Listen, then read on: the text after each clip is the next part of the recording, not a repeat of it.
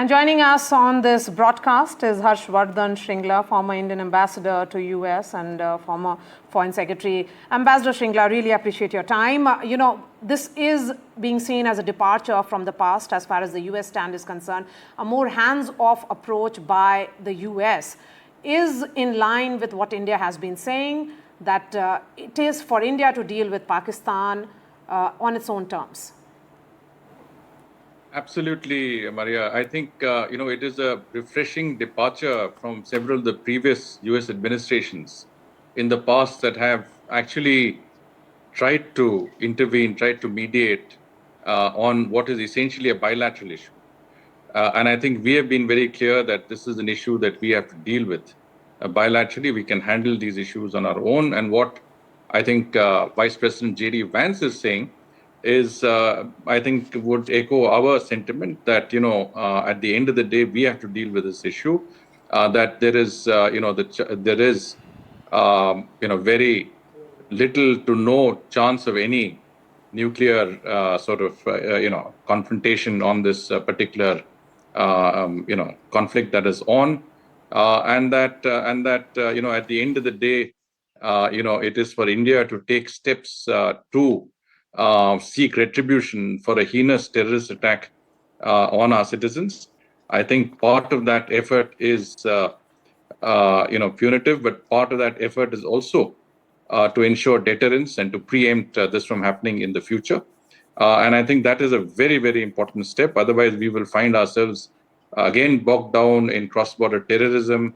And I think we have to send a message to Pakistan, a clear message that terrorism as an instrument of its foreign policy will not pay, and that every time you indulge in an act of terrorism, there will be very, very serious retribution.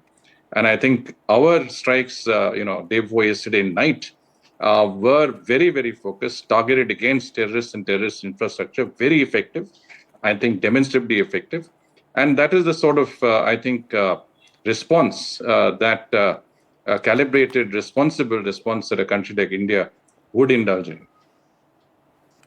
Ambassador Shringla, there is an important question probably on the top of everyone's minds right now in India and Pakistan.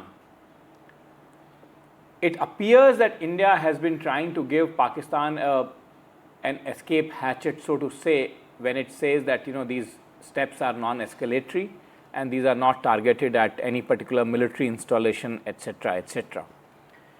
Saudis and Iranians both have been in India, and the Saudi minister today would be in Islamabad.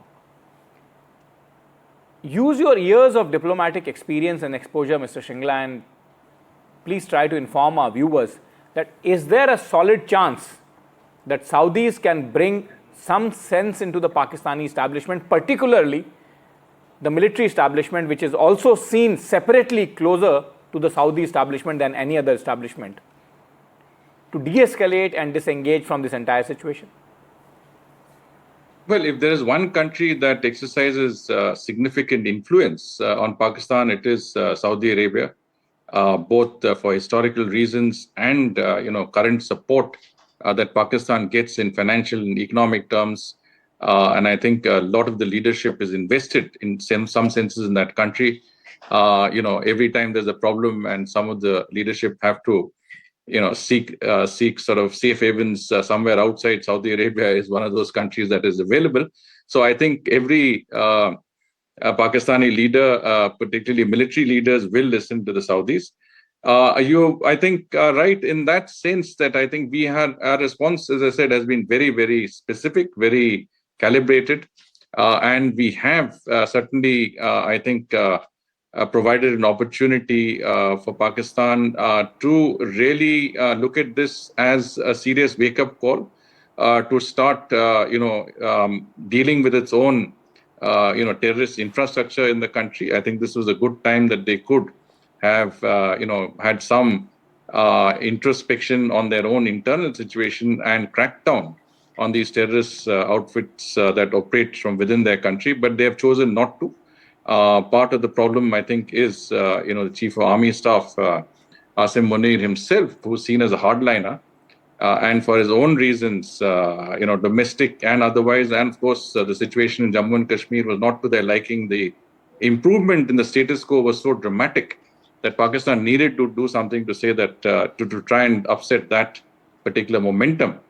And I think the result is there for all of us to see: a terrorist attack followed by what seems to be, an intention to continue a conflict that in a course of time will degrade their military capacities and will find them in serious trouble.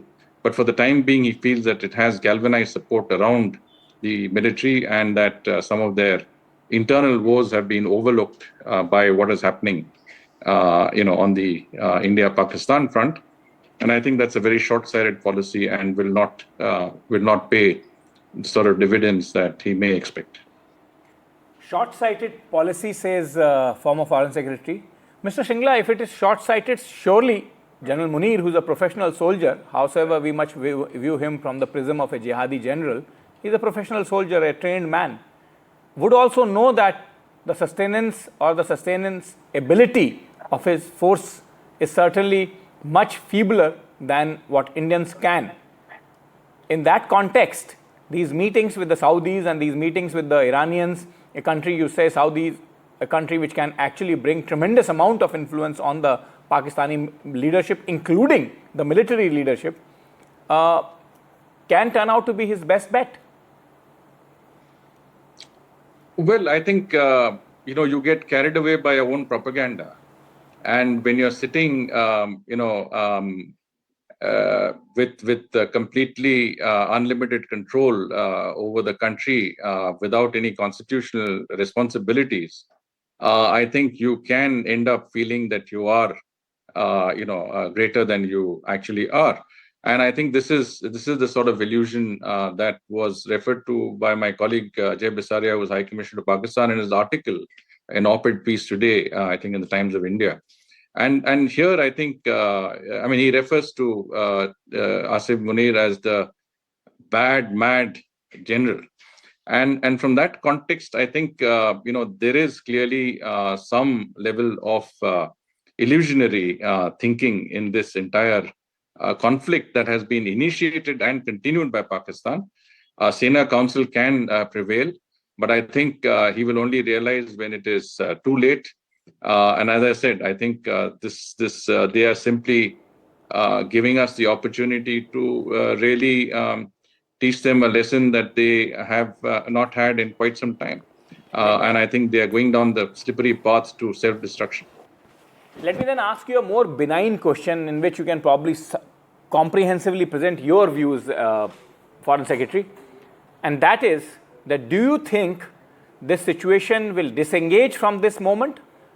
From the yesterday nights of extreme escalation, will it come down, or will it continue to remain at the temperatures that it is currently for some time to come?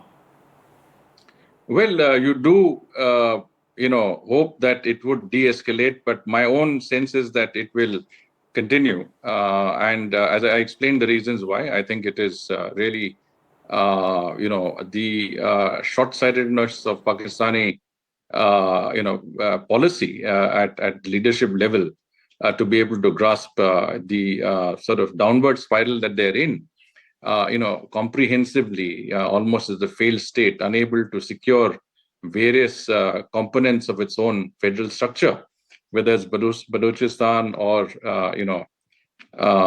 Khyber Pakhtunkhwa, or even Pakistan-occupied Kashmir, and at the same time, looking at an IMF bailout for the 25th time. So, they have their own problems, but they've compounded the problems by this particular, conflict that they have initiated. And I think the cost of this is not just in military terms. The cost will be felt in economic terms, because to sustain a conflict over a period of time, you have to expend a lot of resources. And I think they, despite the support they've got from some of their all-weather friends, they will not be... it will impact on their economy adversely. And again, yeah, sorry, please go ahead. Yes, Ambassador, last thought, and since you've spoken about the all-weather friends, we have seen a departure from the past as far as the US stand is concerned. What about the Chinese? Do you think they will also be forced to revisit their stand, particularly keeping in mind how comprehensively, matter-of-factly, and also with great degree of sobriety, India has managed to communicate to the world that it is not really the aggressor here? Well, again, one hopes that China would also see this as, a situation which is not helping its own ally and partner. At the same time, the stand that they've taken in calling some of our actions regrettable, I think is also going to be at the cost of the rapprochement that we are seeking with China. So possibly, their advice, if we can read it correctly, might also be to try and see if there's any scope of an off-ramp, as Nikunj mentioned, and a sort of a de-escalation of the situation. But I can only speculate. I can't say for certain because these are not transparent societies. There has been some talk of a conversation between our NSA and his counterparts. There has been some back-channel conversations. But to what extent that will impact and provide saner counsel to Pakistan cannot be said. So at this particular juncture, we are in a situation where we've exchanged some serious, I think, strikes at each other. And my own sense is that we are degrading their military capacities, their air defense capacities, and at some stage they'll be left open and defenseless for much more serious strikes into Pakistan. And I think this is not a way that General Asim Munir would want to go. All right, Ambassador Shringla, really appreciate your time. Thank you for joining us and putting this entire story in context. Of course, it's an evolving situation, a very, very dynamic and fluid situation.